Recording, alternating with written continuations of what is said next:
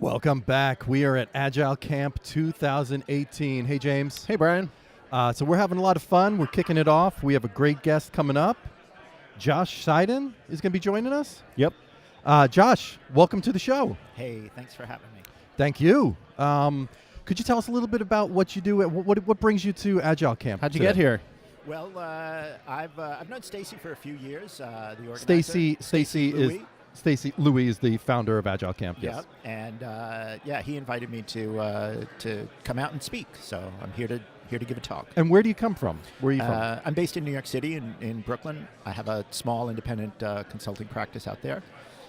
Is this your first time in Newark?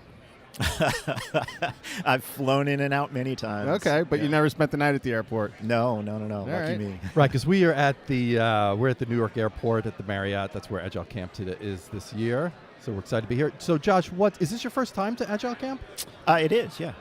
Nice. What are you going to be speaking on today? So I'm going to be talking about my book, Sense and Respond, which is a book about how large organizations can deal with the disruption that software is bringing to every sector. Okay, and Josh, where could we get this book if we're... Surprisingly, you can buy this book on Amazon. And why am I surprised at that? I'd be surprised if you didn't say Amazon. We'll put a link to it on the show Right, page. Amazon. How do you spell Amazon, Josh? I've never heard of that strange site. It's So you could get it on Amazon. And so tell us a little bit about the book. It's a great cover. It has a really great look to it. I like it. I haven't read it, but I am going to read it. I appreciate it. Yeah. We worked with a terrific designer up at HBR. The book is on HBR Press, and they did a beautiful job with it. So the book is. I've spent a lot of time in my career working with teams to help them ship great products and services, and more recently, in the last 10 years, how to do that in an agile context, how to create small cross-functional teams of developers, designers, product people, and how those people can working on how they collaborate in an agile context. My first book. Now you're talking more than just software, right? Yeah, more than software. Right. It's software is often at the heart of new products and services today, but that doesn't mean that, we live in an omni-channel world, right? Where software is a piece of the puzzle. It's an inevitable piece of the puzzle, but, delivering a great experience to customers is much more than software. Anyway, so my first book with my co-author, Jeff Gothelf, was a book for product teams. And one of the things that we realized as we wrote that book, as we were working with the teams that were reading that book, Lean UX, is that it wasn't just a problem about how teams work together. It was also that the challenge was, how do you get organizations set up in the right way so that agile teams can succeed? And that's what Sense and Respond is all about. It's about that kind of organizational level change that's required to really enable agility. So what's the first step in change? I mean, so many business has been operating for like decades. What's the first step in making that change? Well, honestly, I think the first step is to recognize that you're in the software business. Right. Right. I think a lot of our management practices and principles developed over the industrial, the history of the Industrial Revolution, where we thought we were making cars. And the rhythm of making cars is very different than the rhythm of digital technology. What's an example of that? I mean, if I'm thinking of a car, I would think first of like the assembly line, right? That was the great innovation there. So how is it different? Well, there are a couple of things about the assembly line. First is that all of the planning and thinking takes place up front. And then running an efficient assembly line is about following steps in the most efficient way that you can. And so the thinking there is about optimizing a known product. You're building thousands and thousands of copies of the same thing. With software, you're building one really complicated thing, and it's hard to know what's going to work until you get it out in the world. Does this mean like the end of the division of labor where one person is focusing on just one simple task? Is that sort of part of this? Yeah. And that goes to like what, cross-functional teams where everybody knows a little bit about what everybody else is doing? Yeah, I think it puts a huge premium on collaboration.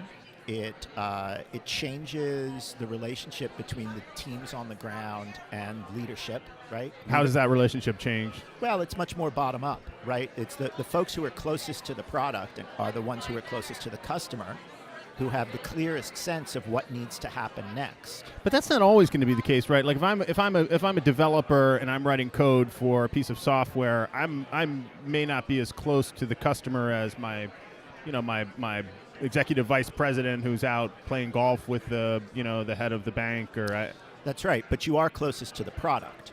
So when the head of the bank says, we need to be able to issue new accounts in a faster amount of time, right? We can't take 7 days to set up some customer. We need to do it in a day. That's a great prompt from leadership, but the team on the ground is the one that's going to know how to do it. Right. Right. Yeah. And so they have to be given that it becomes much more of a collaboration rather than a kind of a handed down order book. Let me ask you this very high level question. The great, you guys are talking about the assembly line. The great Henry Ford, of course, James, didn't he create the assembly line or perfect it? Did he create? I don't think that he created it, but he was certainly one of the first people to apply an assembly line to the production of cars, right? Automobiles. So what's the big shift between like when he did that with his cars? That was unbelievable. How it was they were able to streamline a product and create one. Why is and what is the shift with today with Agile? Like what? Like I feel like today Agile is the new what people thought of the assembly line back then. You know what I'm saying? Yes. Well, the thing about Agile is that it is, I think, a response to the complexity of software, right? And software, it's a complicated thing to build with. Right. But it's also complicated, it's complex in the sense that you're not sure what's going to work. So just look at Twitter for a second, right? Who would have predicted that Twitter would have the role that it had in the 2016 elections? Right. Right? Certainly Yeah. the founders didn't foresee that. I think Right. I think there's a certain gentleman living in Russia that foresaw that. Well, I think he saw an opportunity, right? Yes. He saw an opportunity to exploit a system in a way that no one else had exploited before. And so when you have these big, complex communication systems, because that's what we're building now, Right. there are intended uses, but there's a huge amount of just like people getting together and doing unpredictable things. And so you asked me about Agile. It's not just that we have to figure out what to build, it's that we have to discover. It's not just that we have to figure out how to build the thing. We also have to figure out what to build.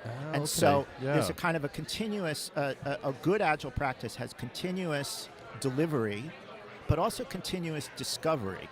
Right. And do you think that's the difference right there? Yes. Is when Ford was making his cars, he just had to assemble them and get them in a very efficient way. Yeah. They weren't discovering new ways of cars. They weren't inventing cars on the assembly line. Right. They weren't inventing And so them. Yes. even if you look at like the Toyota production system where there's a lot of thoughtful behavior on the assembly line, the people who are on the assembly line are thinking about the best way to assemble the car. They know Right. what the end state should be. Right. And they know if they get it to that end state, it will work, right? Right. When in software, you're getting to a projected end state, but you still don't know what it's Yeah. going to do when it's in the world. Like with Google, like I think this is a good example. Like with Google, they created Gmail. Gmail came from an afterthought in a sense. I mean, Google is a search engine, of course, but I think Gmail and many of their products came from other things.